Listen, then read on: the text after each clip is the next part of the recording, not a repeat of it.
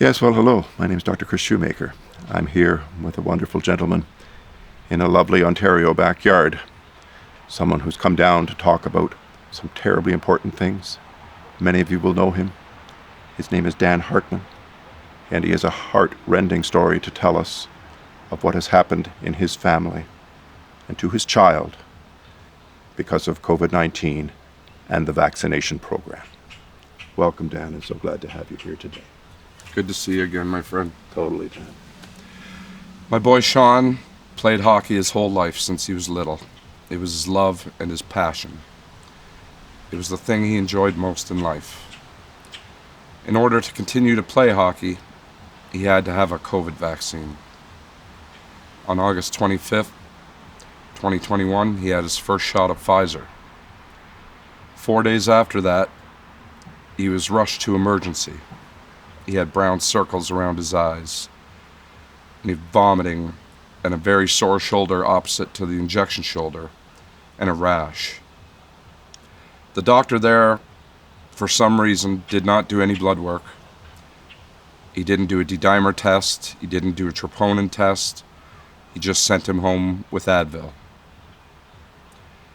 33 days after Sean received his first Pfizer vaccine, my boy was found dead on the floor beside his bed. The cause of death is unascertained. They don't know why he died.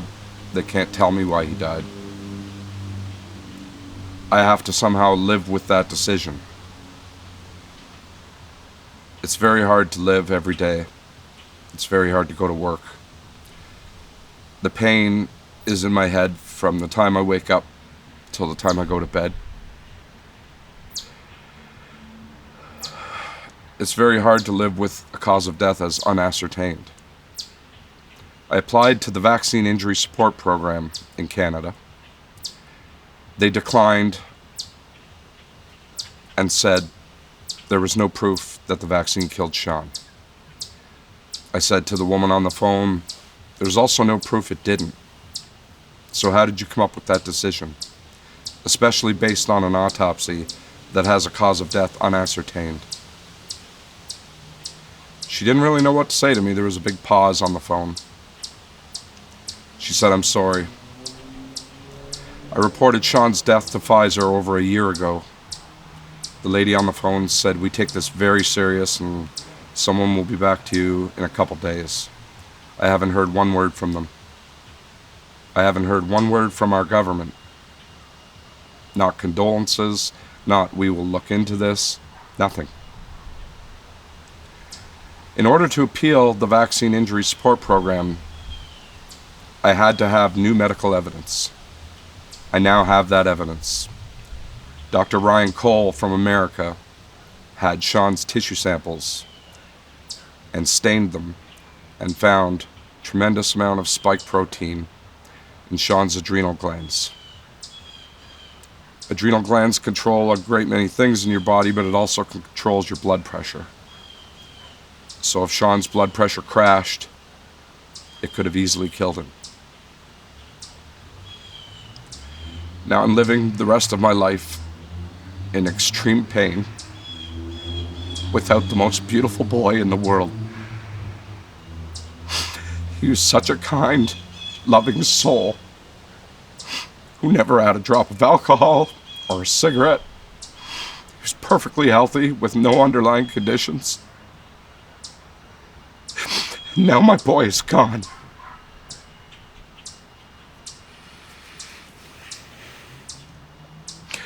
I'm hoping there's a Canadian lawyer out there who can help me. I only have till September 27th to file a claim. And I pray that one lawyer will step forward and help. I've had 3 lawyers in the past, but they all, chickened out. I know it's hard to go after the government and Big Pharma, but for the love of God, someone help me try. Sean deserves at least that. Thank you. Well, Dan, that is really something that Dr. Cole has been able to speak specifically to the adrenal gland being massively filled in virtually by spike, this terrible brown staining of the tissue that means normal adrenal doesn't exist anymore. It's a damaged adrenal gland sitting there under his microscope. I actually believe that he has other tissues that he'll be able to give you more information about probably in this next month or so. Mm-hmm. But to have this first one extremely clear is so significant. The other thing that I would make clear to the audience is that the original symptoms that Dan spoke of, that browning around the eyes, that was a sign within 4 days of the shot, literally within 4 days of the shot. It was a sign of vascular blockage and vascular hemorrhage in or around the vessels leading to his eye from the base of the brain. That was an early consequence in a clinical setting of what was going on in the base of the brain and leading towards his eyes. So was multiple areas of Sean's body that were being affected.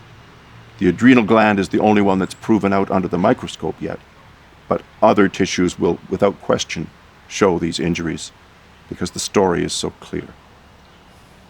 Yeah, he went to play hockey the night before, and he came home and everything seemed okay. But leading up to that, he was having naps, which he never did in his life. Mm. So he was exhausted or something. Went to play hockey, came home, went to bed, and in the morning he was gone. I hope that it was a very quick death and he didn't feel any pain. Oh, I think I can assure you of that. It could have been a heart stoppage from the adrenal. The adrenal, as much as it might have been underactive because of the infiltration of the spike, there was the elements in which it was overactive, in which the spike would have been inducing an extra bit of adrenaline, in a sense, especially in the middle of the night.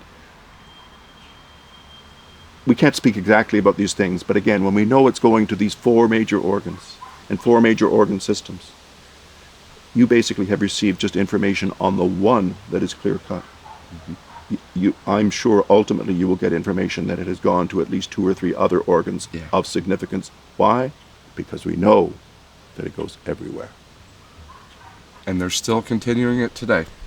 They're not stopping it, which makes you think, what the hell is going on here? Some countries have been wise enough to stop it. Yep. Denmark and Sweden, I believe, are the 2 that have done the greatest pullback for children especially, but also for anyone under the age of 50. You basically cannot get it in those countries because they know the toxicity. Yeah, he just wanted to play the game he loved. That's all. And I'm sure he didn't think it was going to harm him. And there wasn't informed consent. If Sean would have been told, you know what, son, there's a chance you could die if you take this, he wouldn't have took it. Sean's biggest fear in life was needles. He hated them. And I guess he saw people around him that were doing okay, so he thought it was okay. It's not okay.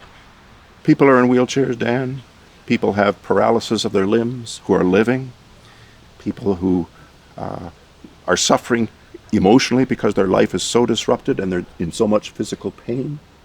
Some people damaged by the vaccine are even choosing to end their own lives because they are in so much of a struggle and a physical deterioration from these vaccines. I'm just so sorry, Dan. So sorry. Thanks, brother. We are here together, all of us, to help others understand how dangerous this all is. We have to stop the shots. It's July of 2023 right now. We have to stop these shots. Absolutely. He was the most special boy in the world. He was the reason I got up and went to work every morning. He meant so much to me. And living without him is next to impossible. It hurts so bad. And like any dad, you wanted to be told the truth about risky new medications. Yeah. And that people with 0% chance of dying, because in Sweden and Denmark and Germany and the United Kingdom, after 2.5 years, there was not a single child that had died of COVID only. I don't know any. There was no healthy child who ever died of COVID. Some with long-standing cancers and other things that were going to take and reduce their lifespan happened to get COVID and happened to die during that exact time. But in terms of a healthy child passing away from COVID, in those 4 countries, it never happened. We weren't told those things. Families were forced to take risks with their youngest members and have the tragedy that happened to you and to your family. I didn't even know he got it. I didn't find out he took the shot until the day he died. The coroner had to tell me. Okay. I had no clue. I begged him not to get it. And children... I miss him so much. I love you, Sean. And I love you for being brave enough to sit here in this backyard with us, brother. You too, Chris. And we'll keep everyone, we'll hold the feet to the fire of the people who misled us. That's what we have to do. This man lost his license. Been a doctor for over 40 years. The minute he started talking about this, they took his license from him, and he's still going. That's a hero. That's a fighter. That's why you're my good friend, buddy. Thank you. I'll always be your friend too, Dan. And Sean is always in my heart too. Blessings to everybody for being with Dan and I this afternoon. Thank you. Thank you.